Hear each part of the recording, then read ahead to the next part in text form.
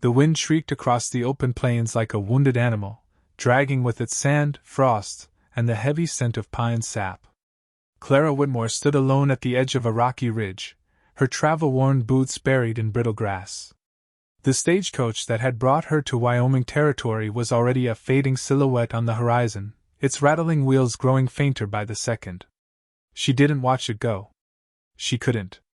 Her heart was thudding too hard, her fingers curled tightly around the strap of her battered satchel, and the single sheet of parchment inside, the letter that had promised a new beginning, suddenly felt weightless and cruel. Dead Man's Ranch. That was the name etched into the sign now swinging crookedly at the gate, hanging from a single nail. It wasn't a name anyone with sense would answer a newspaper ad for, but Clara had been running on hope and desperation, not sense. She had read Thomas Crane's letter 100 times. He had lost his wife 2 winters ago. Needed help. Offered land. Promised kindness. His words had been humble, the penmanship neat, the tones soft.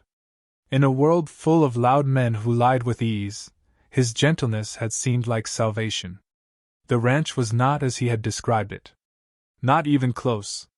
The main house leaned sideways, as if the wind itself had grown tired of holding it upright. Shutters hung askew, broken glass sparkled in the dirt, and the stable stood open, empty. No livestock. No lantern light in the windows. No man. Clara walked slowly toward the porch, each step raising a thin whisper of dust beneath her skirts. A crow burst from the roof with a loud call, startling her so badly she staggered back. She caught herself, exhaling through clenched teeth. She knocked. Of course, no one answered. Inside, the air was still. Cobwebs webbed the corners, and a thick coating of dirt clung to every surface. A coat hung on the wall, threadbare, covered in dust. A rifle leaned against the hearth, untouched. She wandered through each room like a ghost might, not daring to disturb anything but desperate for proof she hadn't been abandoned. In the back room, she found the truth. A small wooden cross rested in the corner, leaned up against the wall with nothing more than the initials T.C. burned into the wood. Beside it, a ledger. Inside, the final page read simply, ** fever took him. Buried near the river bend. God help me, I wasn't enough. *. Her knees buckled. She sank to the floor, letting the silence eat her grief. She wasn't crying for Thomas Crane. She had never met him. But in that moment she mourned the version of herself who had believed this place could save her. That girl, the one who had sold her belongings and boarded a westbound train with a prayer in her chest, was gone. By dusk, Clara had unpacked only the essentials: her flask, her single dress, a packet of dried beans, and a copy of Jane Eyre. The book was mostly for comfort. Her fingers trembled as she lit a fire in the hearth, and she had to strike the match 3 times before the flame caught. Outside, coyotes howled. She did not sleep much that night. Every creak in the floorboards made her reach for the small pistol tucked beneath her pillow. It wasn't loaded. She hadn't had the money for bullets. In the pale morning light, Clara buried the cross. The river bend was half a mile from the house. The earth was hard and rocky, but she dug a small hole and set the cross upright, brushing dirt from her palms with shaking hands. She didn't know what to say. So she said nothing. Days passed. She cleaned. Cooked what little she had. Patched the leaking roof with torn curtains. Made lists of what she'd need to survive. Water had to be hauled from the stream. There were traps behind the barn that still worked. She caught a hare and boiled it, wincing at the smell. Her hands cracked from the cold, her lips bled. At night, she sat by the fire and tried not to let the darkness press too hard against her chest. She tried not to feel forgotten. On the 6th day, she noticed the footprints. They led from the edge of the forest to her front porch, wide, deliberate prints. Too large for her own boots, and recent. She hadn't heard a horse. She hadn't heard anything. That night she kept a kitchen knife under her pillow and didn't sleep at all. In the morning, there was a rabbit hanging from the fence. Skinned. Gutted. Fresh. She stared at it for a long time before taking it down and preparing it for stew. She didn't say thank you aloud, but she thought it. The next evening, she left a folded scrap of paper on the fence post. Just one word, why? It was gone by morning. A week later, Clara heard the horse.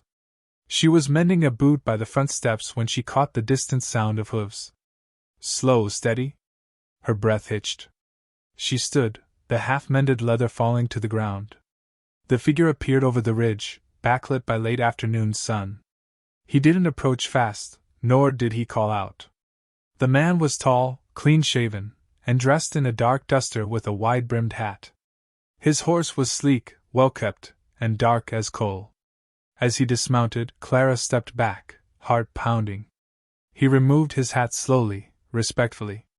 "I was told the bride was coming," he said, voice rough but not unkind. "She came," Clara answered. "The groom was dead." A pause. The wind shifted. "I heard about Thomas," the man said. "He was kin. Not close, but kin." "Then why didn't you meet me?" "I didn't know until after the letter arrived. And by the time I got word, I figured you'd turn back east." "I didn't. I see that now." His eyes were sharp but held a glint of something unspoken. He looked at the house, the patched roof, the piles of chopped wood. "You fixed it up some," he said. "I made it livable. You plan to stay?" "I don't know yet. I'm James Holloway," he said. "Own property 2 ridges west. Cattle and corn. Enough to share, if you're interested. I'm not here to be taken in like a stray dog." "I didn't mean it that way." Silence again. He touched the brim of his hat, nodded once, and turned to leave. "Wait," she said. He paused. "You left the rabbit, didn't you?" He gave a half-smile. "You needed it. I had it covered. I can see that." She didn't stop him when he left, but the fire felt warmer that night. Clara didn't know what would come next. She only knew that she wasn't alone anymore, and that mattered more than she'd ever imagined it would. The days that followed James Holloway's arrival unfolded with the cautious rhythm of two people unsure of each other's footing. Clara expected him to return that first morning after their brief exchange, but he didn't. The air remained still, the fields unchanged. She resumed her work with the same defiant resolve, fetching water, checking traps, tending to a solitary life she hadn't chosen but had decided to claim. Still, every time the wind shifted or a crow passed overhead, her eyes darted toward the ridge. He lingered in her thoughts like the scent of smoke long after the fire has gone cold. It wasn't until the 4th day that he came again, just before dusk. He didn't knock. He didn't call out. He simply appeared near the woodpile, saddlebag over one shoulder and a calm look in his eyes. "Brought seed," he said. "Corn, beans. Hearty things." She nodded but said nothing. He didn't ask to come inside. Instead, he crouched near the porch steps and began stacking the wood she hadn't gotten to. No talk, no questions. Just work. That became the pattern.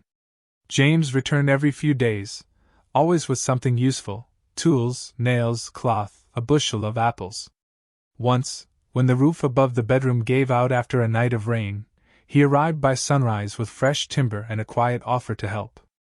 Clara watched him work from a distance, hammering each nail with the precision of a man used to fixing what others abandoned. She didn't offer thanks at first. She wasn't ready. But when he finished, she set out 2 tin cups of black coffee without a word. He drank in silence, seated 2 steps below her on the porch, as the fog slowly burned off the hills. Their conversations began in fragments, sharp-edged words that sounded like iron scraping against stone. "You don't ask much," she said once.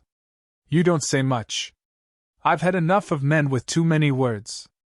And I've had enough of people asking for stories when they don't care to carry them." The words stung a little. But they also rang true. Bit by bit, something softened. Clara no longer startled at the sound of hoofs. She no longer waited for him, but she noticed the ache of absence when he didn't show. Then one morning, she found a dead calf at the edge of her property, its throat torn open, legs stiff and twisted. Wolves, likely. But the message was clear: The ranch, though hers by law and labor, was not untouched by threat. She buried it herself, lips pressed into a pale line, her hands shaking not from fear but fury. The land had taken so much. It would not take more. That evening, she lit the lantern earlier than usual. James arrived as dusk bled into night, drawn to the flickering light like a moth. She met him at the door with the news. "I buried one today," she said. "The calf." His jaw flexed. "You see them?" "No. But I heard them." "Tracks?" "Near the stream." He nodded. "I'll take a ride in the morning. Check the fence line. I don't need a rescue." "I know." "Then why keep coming?" He looked at her then, really looked. Not at her face, but through it, as if trying to determine what kept her standing when so many would have fallen. When he spoke, it was quiet. "I've seen too many things fall apart out here. You're the first thing I've seen trying to hold." Clara turned away before he could see the tremble in her expression. That night, she stood at the window long after the fire had died, staring at the moonlight kissing the frosted grass. Somewhere out there, James was keeping watch. Not because he owed her. Because he chose to. The next week brought a sudden shift. A rider approached mid-afternoon, fast, hunched forward, hands high in surrender. Clara reached for the rifle before he even spoke. "Name's Dillon. I'm not here to steal. Just looking for work. Food, maybe." He was young, barely out of boyhood, face sunburned and split by a hopeful smile. Clara hesitated, then lowered the rifle. He looked too thin to pose a threat, but the land had taught her never to trust appearance alone. James arrived later that day and studied Dillon like a wolf sniffing strange air. He said nothing as Clara offered the boy bread and stew, but when the sun dipped low and the boy made to settle his bedroll near the barn, James took Clara aside. "Men don't ride alone this far west without a reason," he muttered. "Neither did I." "That's different." "Is it?" Their eyes locked, unspoken things rising between them. Fear. Understanding. A flicker of something tender. Dillon stayed 3 nights. Helped with the animals. Fixed the creaky hinge on the shed. But on the 4th morning, he was gone. So were Clara's tools, and 2 of James's horses. They tracked him across a dry creek bed, but the trail vanished into windswept hills. James cursed under his breath. Clara stood still, her fists clenched. "I let him in," she whispered.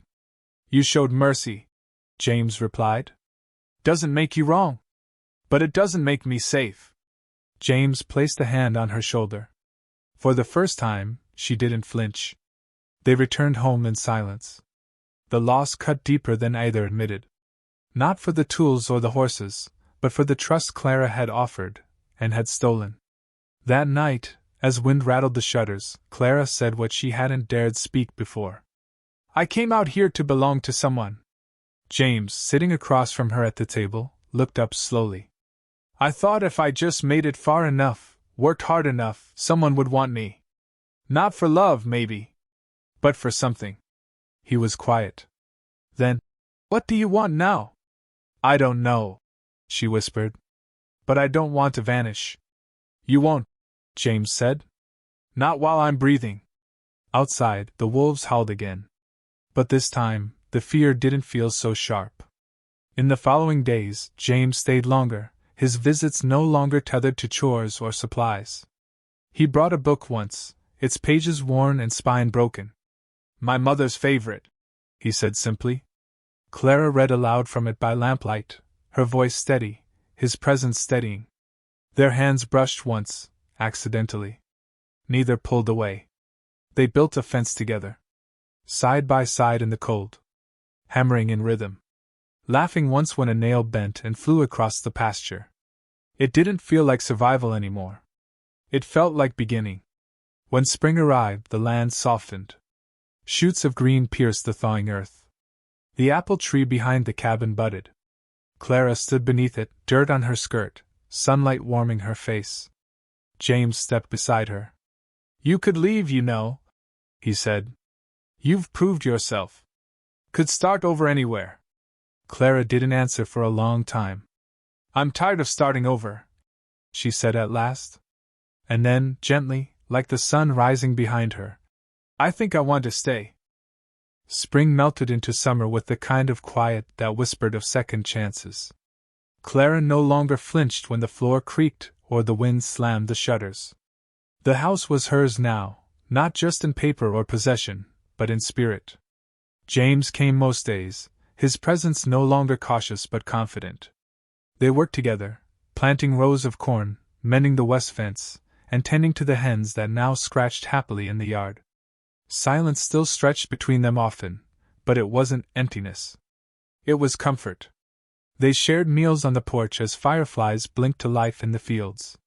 Sometimes she read aloud, sometimes he'd hum an old hymn while carving wooden handles for tools. Their closeness had become a rhythm, natural and unforced. Yet neither dared speak of what it meant. Not yet. Clara woke one morning to find James already in the barn. His horse had thrown a shoe the day before, and he was bent over the animal's leg, sweat beading along his brow. She leaned on the doorway, watching him work. There was a softness to him in those early hours, something unguarded. For a man who carried the weight of solitude like armor, James was slowly setting pieces of it down around her. They ate breakfast together. Biscuits, molasses, strong coffee. Clara hesitated before speaking. "You ever think about the kind of life you'd have had if you hadn't come out here?" James didn't answer right away. He reached for his tin cup and studied the rim. "Sometimes," he said. "But thinking like that'll rot your insides. What I had is gone. What I've got now, it's real." She nodded. "It is." Then came the rider. Dust rose behind him like a warning cloud. He came hard and fast, pulling into the yard without preamble. Clara rose, rifle in hand. James stepped ahead of her. The man was lean, scarred, with a ragged hat and a pistol hanging low on his hip. His eyes scanned the place, calculating. "You James Holloway?" the man asked. James didn't flinch. "Depends who's asking. Name's Brackett. I've got business with you. And her." He nodded toward Clara, and her grip on the rifle tightened. James stepped forward. "Say what you came to say." Brackett spat. "Dead Man's Ranch, your cousin's place, he owed a debt. Big one. Signed papers before he died. Far as the bank sees it, the land's not clean." Clara's voice was ice. "He's dead. The ranch is mine now." Brackett grinned. "Maybe. But I've got legal claim to collect what's owed. Unless you'd rather pay me in other ways." James's fist landed before Brackett finished his grin. The man hit the ground hard, dirt rising around him. But he was up fast, pistol out, blood in his teeth. Clara raised the rifle. "Don't," she said, her voice level. Brackett's lip curled. "This ain't over. I'll be back, with papers. And men." He rode off without another word, leaving behind silence that buzzed in Clara's ears. James turned to her. "You all right?" She nodded, heart pounding. That night, they spoke little. The threat loomed like a thunderhead on the horizon. James stayed on the porch with his rifle in reach. Clara sat beside him, staring into the dark. "I won't lose this place," she said. "You won't," he replied. In the days that followed, they fortified the ranch. James dug trenches along the front gate. Clara boiled pitch and reinforced window shutters. They spoke to neighbors, gathered information. Brackett wasn't bluffing. He was known for circling properties, forcing people off land he wanted, using the law when it suited him and violence when it didn't. Elijah returned during this time, a quiet shadow riding in just before dawn. Clara saw him from the porch, recognized the steady gait of his mount before she could see his face. She rushed to greet him. "You're still breathing," he said with the ghost of a smile. "Not for lack of trying." He dismounted and clasped her shoulder. "I heard about Brackett." James emerged from the barn, stiff and wary. Elijah nodded at him. "I've dealt with worse," the former warrior said. "But you'll need more than grit if he comes back with company." That night, The three sat around the fire, old whiskey passed between them. Elijah told stories of men broken by greed, of lands poisoned by ambition. Clara listened, feeling the circle that had formed around her, silent, unlikely, strong. The next day Brackett returned. Not alone. 6 men rode at his back, rifles on shoulders, eyes cold and cruel. Clara stood in the yard with James and Elijah flanking her. Brackett held up a folded paper. Deed defaulted. This land's mine by law. Clara didn't move. That paper was signed under duress. And the man who signed it is dead. You gonna argue the law with a bullet? Brackett snarled. No, James said. We're gonna answer it. Gunfire cracked the silence. The first man went down with a scream, Elijah's arrow buried deep in his shoulder. James rolled and fired twice. Brackett's crew scattered, retreating behind brush. Clara ducked behind the water trough, firing at movement near the barn. James covered her flank, while Elijah circled around the back. It was chaos, brief, brutal, sharp. Then, as fast as it began, it was over. 3 of Brackett's men were wounded. 1 was dead. The rest had fled, dragging Brackett with them, howling curses and promises of revenge. Elijah stood with blood on his sleeve but a grin on his face. I told you I've seen worse. Clara laughed, though her hands shook. James exhaled, eyes scanning the ridge for signs of return. They buried the dead man by the creek. Mark the grave said nothing. The law came 3 days later. A circuit judge from Cheyenne reviewed the deed, heard Clara's testimony, saw the blood in the dirt. Brackett was issued a warrant. He wouldn't be back. When the dust settled, Clara sat alone on the porch, staring at the place where the ridge met the sky. James joined her, hands calloused, shirt still torn at the collar from the fight. You stay, she said. I told you I would. He pulled something from his coat pocket, a small box, simple wood, worn edges. I never thought I'd offer this again, he said, voice thick. But I won't be whole if I don't. Clara opened the box. Inside was a thin gold ring. No gem. Just a band shaped like the sun when it's just beginning to rise. I don't need saving, she said. I know, he replied.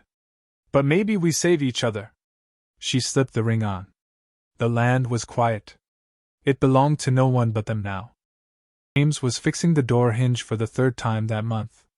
The storm from last week had shaken it loose again, but he didn't mind.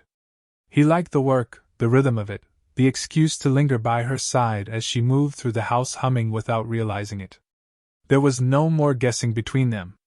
No more hesitation. They shared everything now, meals, chores, long silences by the fire, the sharp ache of memory, and the warm ache of being known. Trouble hadn't returned since Brackett's men limped away, but Clara knew better than to believe in lasting peace. She kept the rifle cleaned and within reach. She kept her boots by the door, just in case. But the days passed without conflict. People from neighboring homesteads began to stop by more often. A man with a wagon of glass jars traded her honey for pickles. A widow from south of the ridge brought 3 orphan chicks and stayed for supper. News came from town of rail expansion, of new laws that would offer title security to landholders like Clara, news that used to mean nothing, but now promised something. She and James filed the papers together. The deed officially bore both their names now. He smiled when the clerk stamped it. She didn't, but her fingers tightened around his for a long moment afterward. It wasn't long before they began making room for others. The ranch was too large for 2 sets of hands, and the land too rich with possibility to be left half-tamed. A boy from Missouri, 16, wiry, skittish, asked for work and stayed through the harvest. An older woman with sharp eyes and a quiet tongue came after hearing Clara could heal a frostbitten lamb without losing it. They weren't building a town, not exactly, but they were becoming a haven. Word got around. Then one afternoon, while checking the traps near the south edge, Clara heard a sound that stopped her heart. A single gunshot, far off, followed by a pause and then another. She froze, breath shallow. James was still at the ranch mending the fence. No one else should have been out here. She crouched low, hand on the rifle at her back, and followed the sound uphill. It took her 15 minutes to reach the rise. What she saw made her blood thrum. A wagon, overturned. Smoke trailing from the brush nearby. A woman crying. A man shouting for help. 2 children huddled behind the wheel, eyes wide with terror. Clara didn't wait. She crept around the rocks, identified the shooter, a man with a red bandana and a revolver shaking in his hand, and sighted him from behind. Her voice rang out clear. "Drop it!" The man spun but was too slow. She fired. The shot hit his shoulder, and he dropped with a cry. The man by the wagon lifted his hands. "Don't shoot! I'm not here for you," she said. "But if you move toward that gun, I will change my mind." He backed away, trembling. Clara moved swiftly, checking the woman for wounds, calming the children. She tied the man's hands with ropes she found in the wreck and dragged the wounded one closer. James arrived not long after, his eyes darting over the scene. "You always get to the danger first," he muttered. "You're the one who taught me how." They escorted the family back to the ranch. The woman, Sarah, was a widow from Kansas. She had been heading to Wyoming with her brother and children, hoping to start fresh. The men had attacked them under the pretense of guiding them through the pass. Sarah stayed. Not by force or desperation, but by choice. And so the ranch grew again. Through the months that followed, Clara became something she never imagined, central. A source. Not a wife to be claimed or a woman abandoned, but a leader. People came with their wounded, their hopes, their pasts. She didn't always say yes, but she always listened. She had known what it was to stand alone at the edge of the world. She had survived it. She could guide others back. James built an extra room. Then another. A school bell was hung near the barn, donated by an old preacher who wanted no reward. Elijah returned twice a year, bringing gifts, stories, and silence that said more than words ever could. He and Clara would ride out to the grave under the apple tree, Thomas's grave, and stand without speaking. Then they would return. Life was not made to be spent in mourning, they had both learned. But neither would forget what brought them here. In winter, the snow came early and heavy. The barn roof collapsed one night, and James nearly lost a finger trying to rescue a trapped colt. Clara wrapped the wound and stayed beside him, whispering nonsense just to keep him awake. When the storm passed, they found the colt still breathing, huddled beside its mother. Life hung on, as it always seemed to do here. On the first day of spring, Clara stepped outside and found James already awake. He was standing by the edge of the orchard, looking toward the ridge. In his hand, a bundle of letters. The old ones? Her first from Thomas. His from a mother long buried. A final one from Brackett's attorney, now dismissed. He didn't speak. He lit them, one by one, and dropped them into the tin basin. The smoke rose like a farewell. She joined him, wrapping her arms around his waist. "It's time to stop looking back," he said. "I already have," she replied. That night, they hosted a supper beneath the trees. Oil lamps swung from branches, casting golden halos across long tables. Children ran laughing between the stumps. Elijah played a weathered flute. Sarah baked 6 pies. Clara stood at the head of the table, apron dusted in flour, James at her side. Someone raised a toast. It was not a grand speech, just gratitude, plain and full. She looked across the field, saw her home, her people, and the shadows of the past stretched long but quiet. The ranch, once called Dead Man's, now bore no such name. Folks simply called it Clara's. Or the Holloway Place. Or, in the hush of the grateful, the Queen's Land. And that was enough.